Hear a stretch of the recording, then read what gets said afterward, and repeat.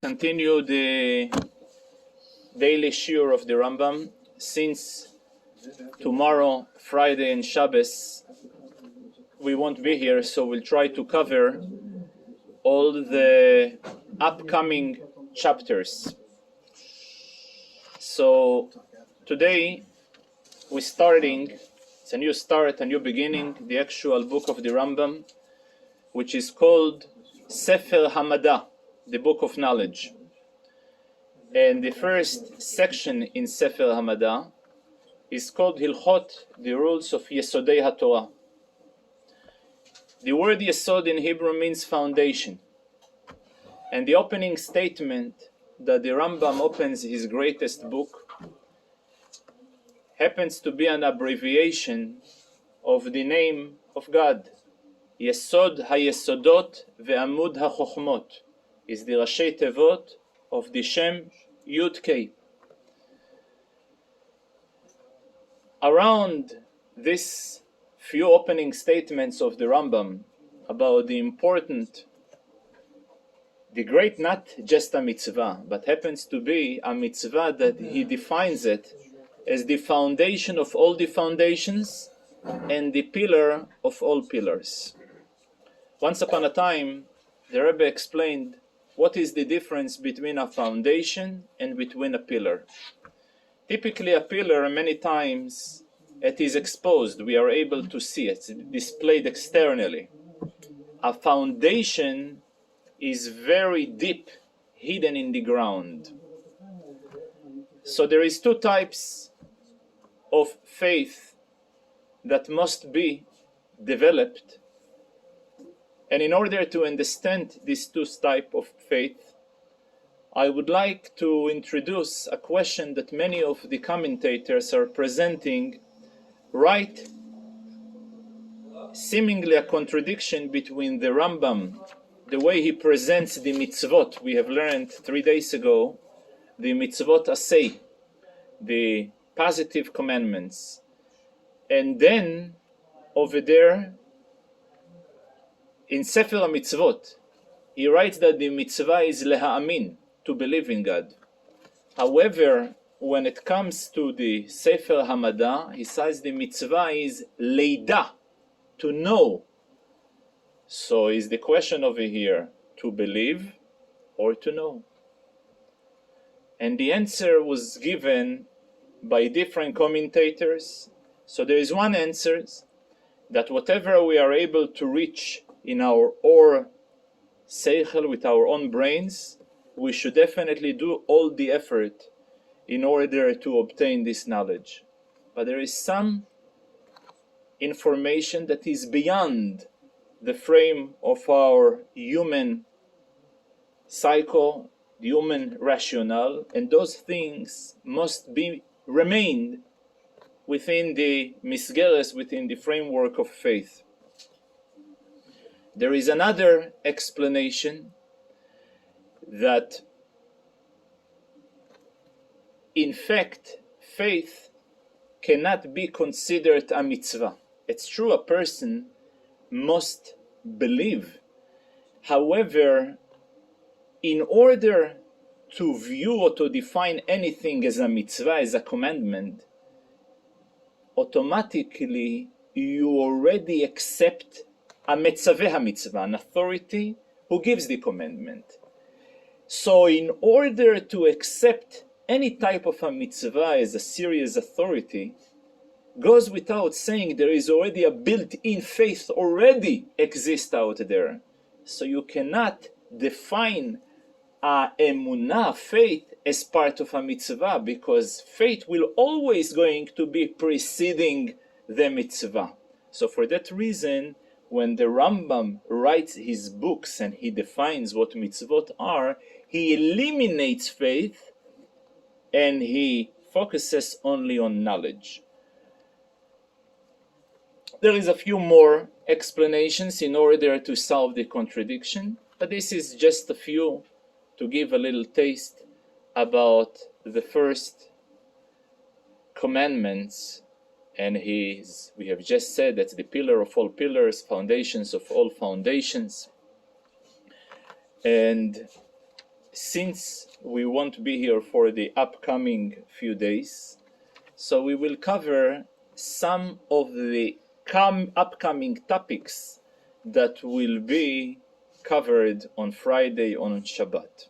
As we said before, that there is 10 commandments that are associated with those rules that are Yesodei haTorah, the foundations of Torah. What are those 10 rules? So first of all, the rule to know God, not to accept a God outside of Him, to believe that He is one, leyachado, to love Him, to fear Him, to respect Him, to sanctify His name, not to desecrate His name. It's already a spiritual level. Well, what you're defining right now is already a spiritual level. Of course, it's a spiritual level. You say, I love Him without love. So here, the Rambam dedicates an entire chapter, in fact, 4 chapters, to develop a contemplation, hitbonenut, to meditate, במעשיו הגדולים וחוכמתו, the great deeds, the great action in God's creation, and the wisdom that He invested in this creation, starting from, I will quote his lashon, I will quote his expression. There is B'ruim mishamayim va'aretz u'ma shebenehem, and he categorizes them into 3 departments. There are those B'ruim, those creatures who are made from chomer and tzura, matter and format.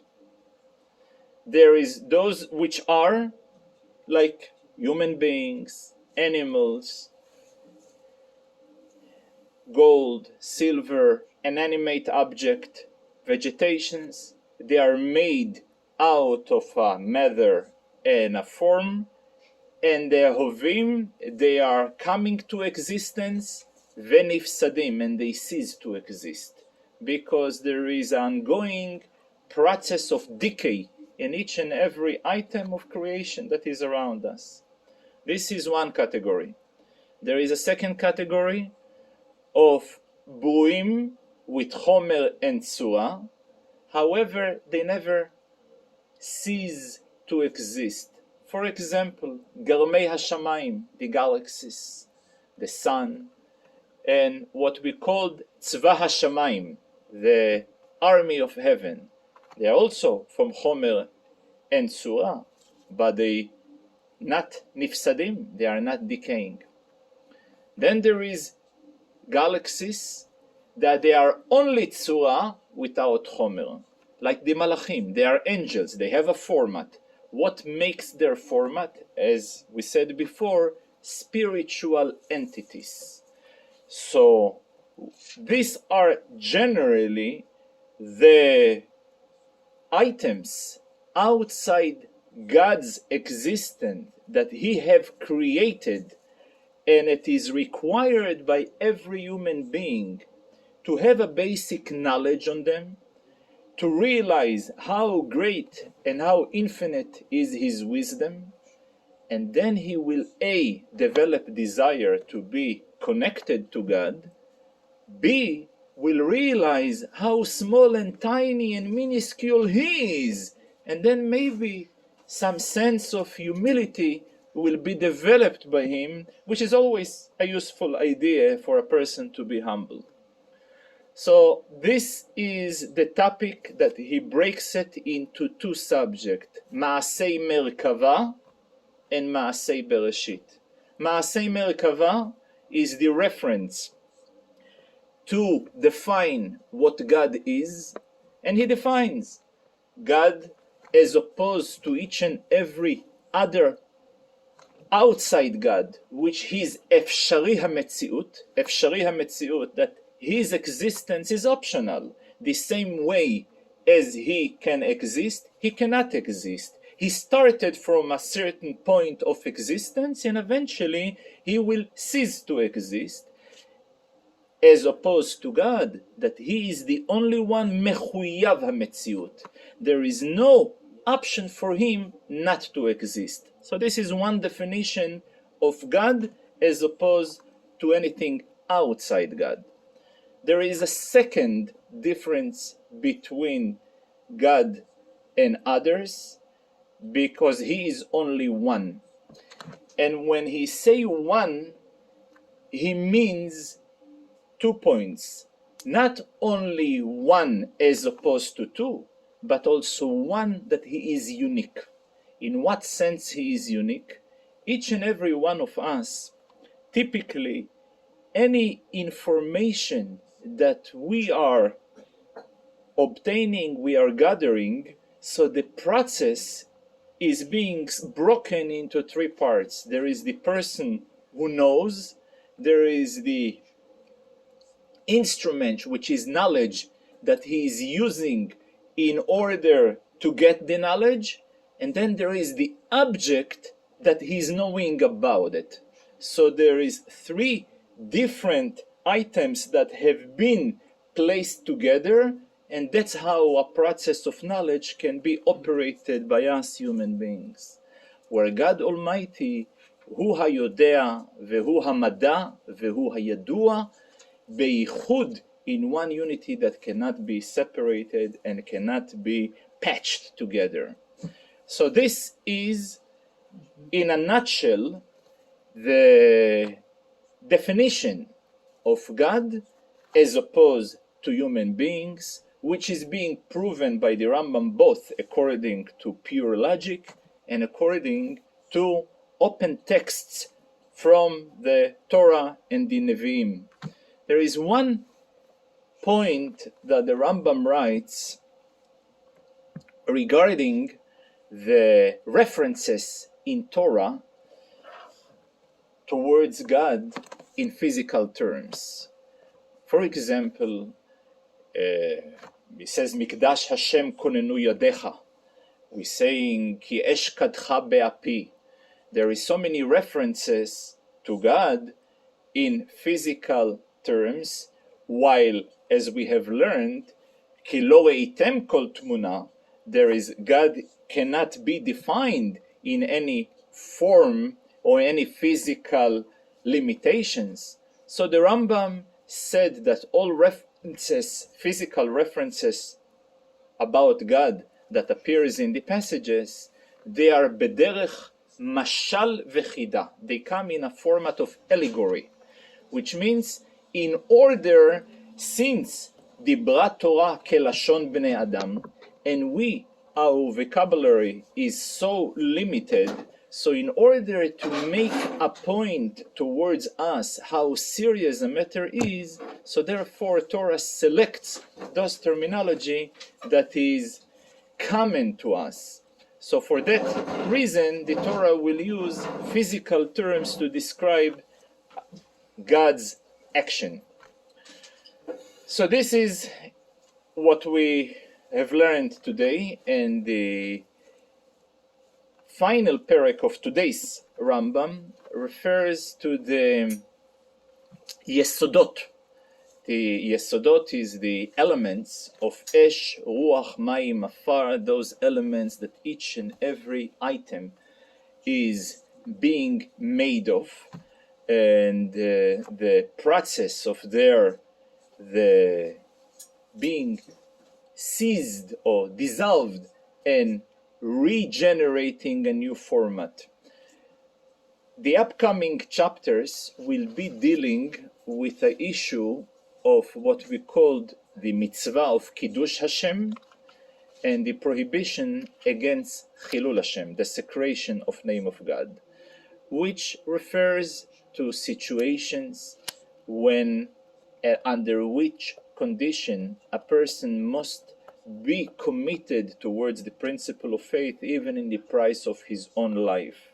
So the general principles is the background condition, both at what time does it taking place, whether Shat Hashmad or in a regular, under emergency mode, or it's taking place in a normal time, it's also very important to make a distinction. What is the intention of those who wants to force him to violate faith, whether their intention is for their own benefit or whether the intention is leha'aviro al dat, what we call the crusade against Judaism specifically.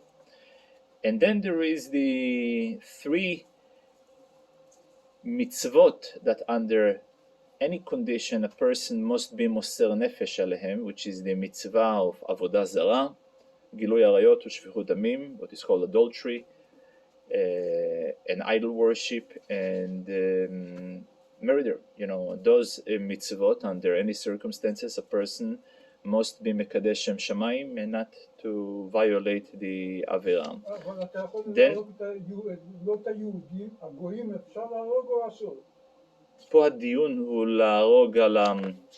להרוג בן אדם, כן, זה. לא, שאלתי, להרוג יהודי או להרוג גוי?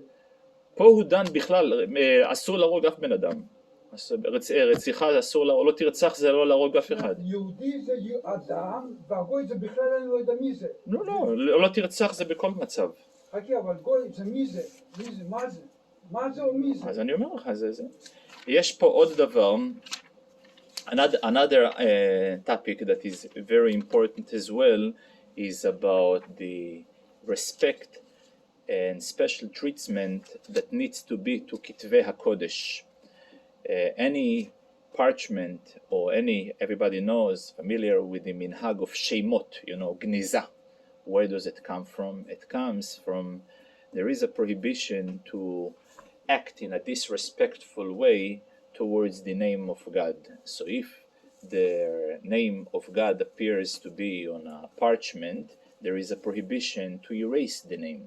So for that reason, for example, we have a custom that is associated very much with, Gniza, as we said before. There is also another important topic that we will be covering in the upcoming days. This is the subject of prophecy. Prophecy, part of the foundations of the Jewish faith, to believe that God communicates his message via human beings. However, it is very important to note that given the fact that the mission of the prophet is to deliver the words of God, so in principle, the prophet cannot declare a message that the rule of God will be violated on a permanent way.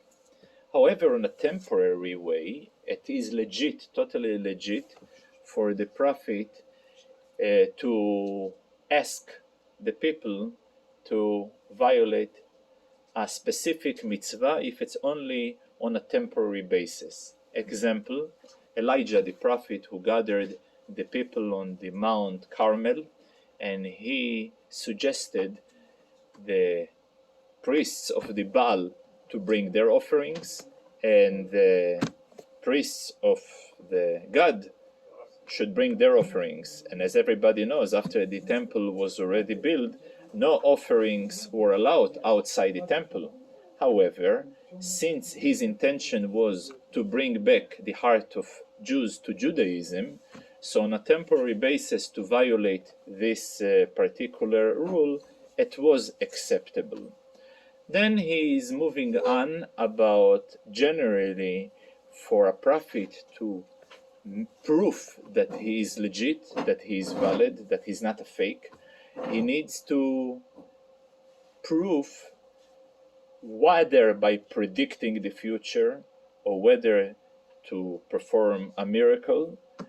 And after he was able, tested once, twice, and after 3 times he succeeded, then there is forbidden to attempt any more request for him to keep overproving himself. It's called overkilling the idea.